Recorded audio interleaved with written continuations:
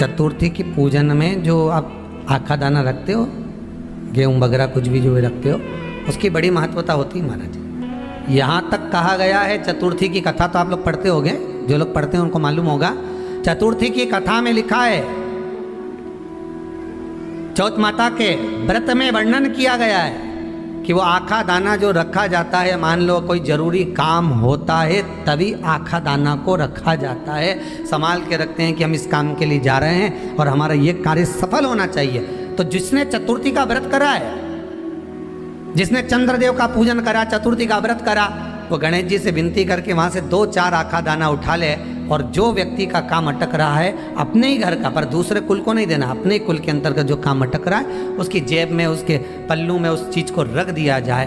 तो चतुर्थी जो अगली आती है, जैसे आप महीने की करते हो तो महीने की, और आप जैसे करते हो कि 4 अलग बड़ी बड़ी चतुर्थी करते हो तो उसके अनुसार आपका कार्य सिद्ध होता ही है। उस आखे दाने का इतना महत्व होता है क्योंकि चतुर्थी का व्रत करने वाली माता जब व्रत करती है तो स्वयं चतुर्थी की कथा में लिखा हुआ है कि पार्वती जी गणेश जी से चतुर्थी की कथा बचवाती। तो चतुर्थी की कथा जब होती है तो उसको स्वयं गणेश जी बाच रहे हैं। तो व्रत कौन सुन रही है? माता पार्वती। और आपने जो आखा दाना लिया वो गणेश जी के भाव से लिया, गणेश जी से निवेदन करके, विनय करके, प्रार्थना कर उसको प्राप्त किया। तो जिनकी यहाँ संपदा की कमी होती है, वैभव की कमी होती है, लक्ष्मी की कमी होती है, प्रतिष्ठा की कमी होती है, धन की कमी होती है, उसके लिए बुधवार के दिन अगर शंकर पर 1 लोटा पानी चढ़ाया जाता है तो जिन लड़कियों का विवाह नहीं हो रहा, जिन बच्चों का विवाह नहीं हो रहा, उन बच्चों के भी विवाह हो जाते हैं। हमारा वृद्धि से मतलब होता है जिस कन्या या वर का विवाह नहीं होता, 40 साल हो गए या 30 साल हो गए, या जब 28 के बाद में लड़का लड़की क्रॉस हो जाए कि 29 में, 30 में, 32 में, 34 में, 40 तक पहुंच गए और विवाह नहीं हो रहा है, तब बेलपत्री के जो पेड़ होता है, वृक्ष होता है, उस वृक्ष की जो डाली होती है, उस डाली के मनकों से जो माला बनती है, बाजार में भी मिल जाती है बेल की माला, उस माला को भगवान शंकर को समर्पित कर कर बेलपत्री के वृक्ष के नीचे बैठ कर भगवान शंकर का पंचाक्षर मंत्र का जाप करना है। कौन सा मंत्र है? पंचाक्षर। पंचाक्षर मंत्र कल बताया था, नमः शिवाय। अगर रसोई घर से भोजन में तुलसी डलकर अगर ठाकुर जी के सामने वो थाली रखी तो ये पक्का है वो थाली ठाकुर जी नहीं जीमेंगे, क्योंकि उसमें तुलसी रखी हुई आई है।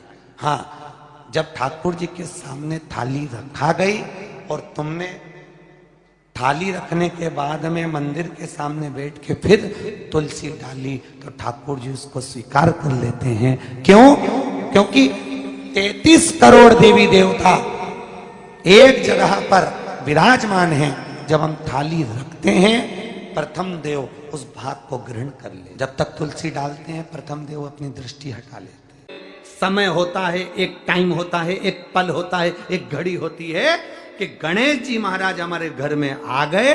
गणेश जी की सबसे पहली जो आरती हो, उस आरती के समय पर अगर धूप बत्ती जलाई जाए या गोबरी को जलाकर उसमें गूगल छोड़ी जाए और गूगल छोड़ने के बाद गणेश जी का नाम ध्रुम वर्ण कह दिया जाए तो गणेश जी को तुम्हारे घर की पूजा स्वीकार करना पड़ती है। बस वो समय हम जानते, हम तो बस उतना जानते हैं कि शिव महापुराण में लिखा और मुद्गल पुराण में लिखा, गणेश पुराण में लिखा, गणेश जी का एक नाम होता है ध्रुम वर्ण। क्या नाम है?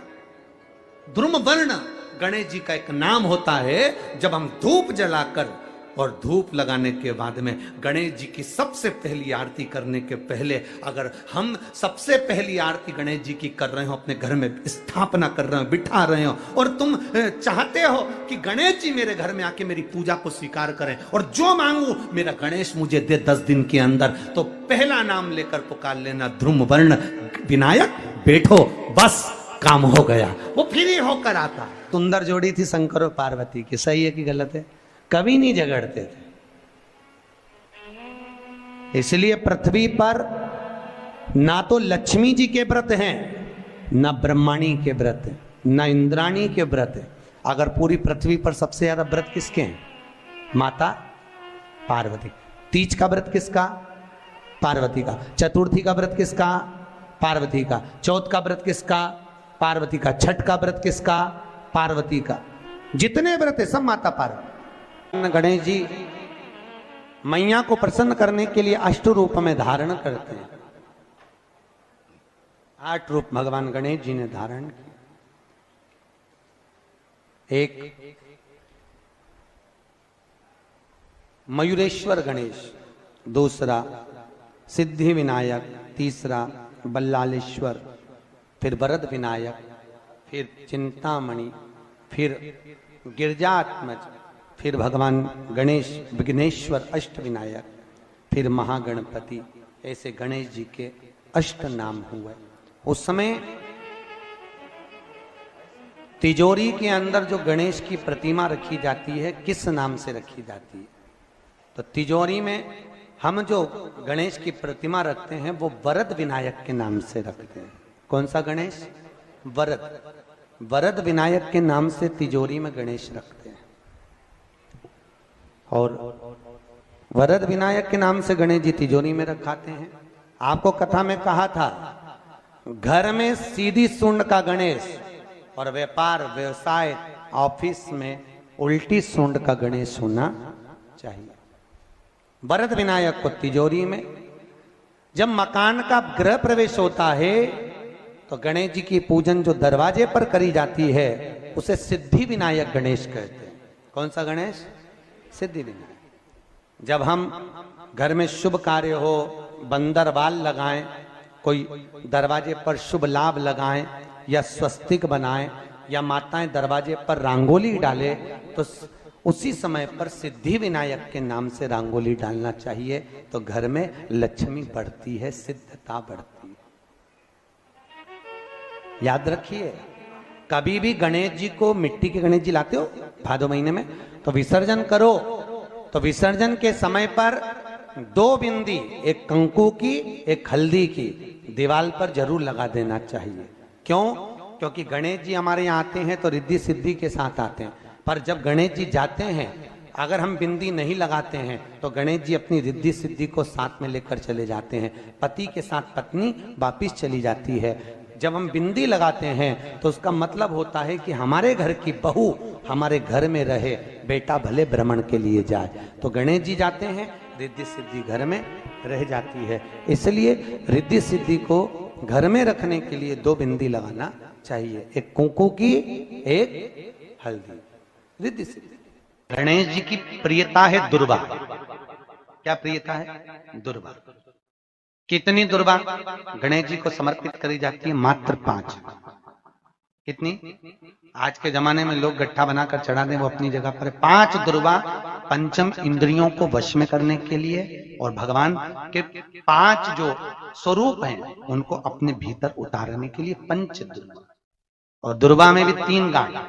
जब दुर्वा समर्पित करी जाती है तो उसमें नीचे दुर्वा की डंडी पर गांठ रहती है, 3 छोटी छोटी गांठें होना चाहिए। चतुर्थी का जो व्रत करने वाली होती हैं, जो चतुर्थी का पूजन करने वाली होती हैं, उनके भीतर का एक भाव होता है कि जैसे ही शाम का समय आए चंद्रदेव का पूजन करें। चंद्र जब प्रकट हो जाए, कलश भर लिया, उसके नीचे आखा दाना रख दिया, चावल गेहूं जो भी आप रखते हो पूजन के लिए, ऊपर पात्र आदि रख दिया, जलाशय, फिर अपन ने घी का दिया लगाकर पूजन भी कर ली। तो जो चतुर्थी का पूजन करने वाली होती है, जो चतुर्थी का नियम व्रत धारण करने वाली होती हैं, बड़ी बड़ी चतुर्थियां करती हैं या उसका नियम धारण करती हैं, तो चतुर्थी का जो पूजन करती है वो किस चीज के लिए होता है? केवल संतान, पुत्र, परिवार, हमारा कुटुंब, हम जिस कुल में हैं, हमारा कुल वैभव की ओर बढ़े, संपदा की ओर बढ़े और उसकी आयु बढ़े,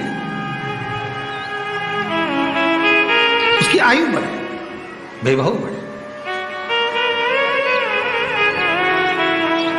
बहुत ध्यान दीजिएगा महाराज। चतुर्थी की पूजन में जो आप आखा दाना रखते हो, गेहूं वगैरह कुछ भी जो रखते हो, उसकी बड़ी महत्वता होती है महाराज। यहां तक कहा गया है, चतुर्थी की कथा तो आप लोग पढ़ते होंगे, जो लोग पढ़ते हैं उनको मालूम होगा। चतुर्थी की कथा में लिखा है, चौथ माता के व्रत में वर्णन किया गया है कि वो आखा दाना जो रखा जाता है, मान लो कोई जरूरी काम होता है तभी आखा दाना को रखा जाता है, संभाल के रखते हैं कि हम इस काम के लिए जा रहे हैं और हमारा ये कार्य सफल होना चाहिए।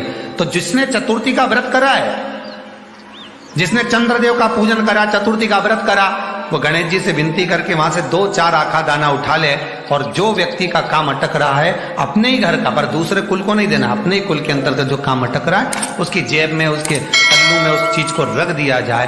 तो चतुर्थी जो अगली आती है, जैसे आप महीने की करते हो तो महीने की, और आप जैसे करते हो कि 4 अलग बड़ी बड़ी चतुर्थी करते हो तो उसके अनुसार आपका कार्य सिद्ध होता ही है। उस आखे दाने का इतना महत्व होता है क्योंकि चतुर्थी का व्रत करने वाली माता जब व्रत करती है तो स्वयं चतुर्थी की कथा में लिखा हुआ है कि पार्वती जी गणेश जी से चतुर्थी की कथा बचवाती। चतुर्थी की कथा बाची किसने थी? स्वयं गणेश जी महाराज ने। और सुनी किसने थी? माता पार्वती। बाचने वाले गणेश जी थे, सुनने वाली माता पार्वती थी।